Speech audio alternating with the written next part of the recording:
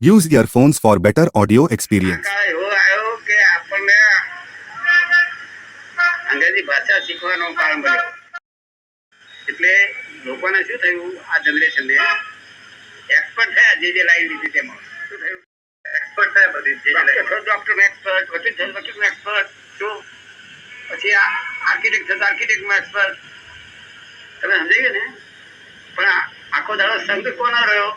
ચોપડીઓ. એટલે દર્શન હિન્દુસ્તાનમાં જન્મેલા છે એટલે દર્શન તો ઊંચું હોય જ. દર્શન ઊંચું હોય. સૂજી આ તમે બે જણે પાલો છે, સૂજ છે તેથી પાલો છે. અને સૂજ ભાઈ બંધ થઈ જાય તો સૂજ છે ભાઈ બીજી ના બનાવે.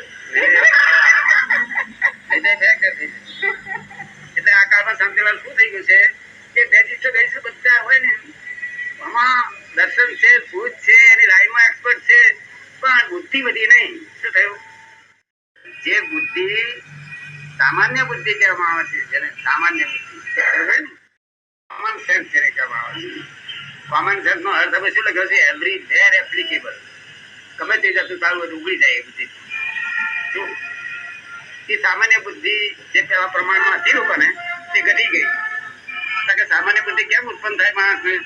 કે માણસોને જોડે અથડામણ આયા કર્યા કરે એટલે સામાન્ય બુદ્ધિ ઉત્પન્ન થાય. પણ આ તો ચોપડીઓ જોડે અથડામણ આયા કર્યો એટલે બુદ્ધિ ઉત્પન્ન થઈ નહીં. અને ડાક્ટર કામનું મોટું ઓપરેશન કરી આવે પણ બહુ જરૂર છે નિકાલ કરતા ના આવે. આ કાળમાં બુદ્ધિ ઓછી થઈ એનું શું કારણ? સમજે? Common sense. બુદ્ધિ તો બધી બહુ છે, વિપરીત બુદ્ધિ બહુ છે. કોને કેમ છેતરો, કેને ઊંધો કેમ નાખવો એ બધું બહુ આવડે છે, પણ કોમન સેન્સ નથી. એટલે એવરીવેર એપ્લિકેબલ નથી. એનું કારણ એટલું ચોપડીઓમાં કોમન સેન્સ વધે કોને? જે બધા મજૂર માણસો જોડે અથડામણ આયા કર્યું હોય ને વધતી જાય.